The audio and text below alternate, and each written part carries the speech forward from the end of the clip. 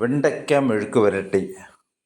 സാധാരണ മെഴുക്ക് പുരട്ടുന്നത് ഇളം വെണ്ടയ്ക്ക കുറുകെ മുറിച്ചിട്ട് പച്ചമുളകും കീറിയിട്ട് ഉപ്പും ഒഴിച്ച് ഇരുമ്പ് ചട്ടിയിലോ പാനിലോ എണ്ണ ഒഴിച്ച് പാകപ്പെടുത്തിയെടുക്കുക അല്ലെങ്കിൽ വേവിച്ചെടുക്കുക അതാണ് സാധാരണ ചെയ്യുന്നത്. ഇത് മറ്റൊരു രീതിയിലാണ്.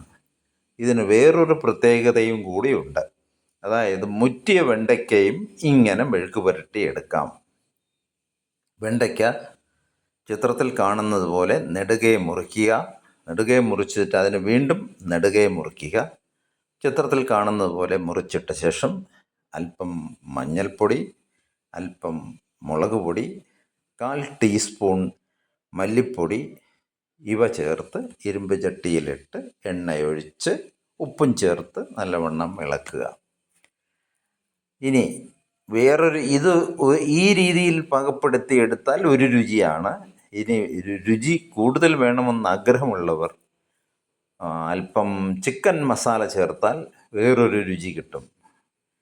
ഇത് തീ വളരെ കുറച്ച് അല്പനേരം കൂടുതൽ ഇട്ടിരുന്നാൽ നല്ല ടേസ്റ്റായിരിക്കും. ഉപ്പ് ശകലം മുൻപോട്ട് നിന്നാൽ നല്ലത്. ഇങ്ങനെ മുരിച്ചെടുക്കുന്ന വെണ്ടയ്ക്ക പാകം കൂടിയ അല്ലെങ്കിൽ മുറ്റിയ വെണ്ടയ്ക്ക ആയിരുന്നാലും നല്ല രസമാണ്. ഗിരിഗിര കഴിക്കാം.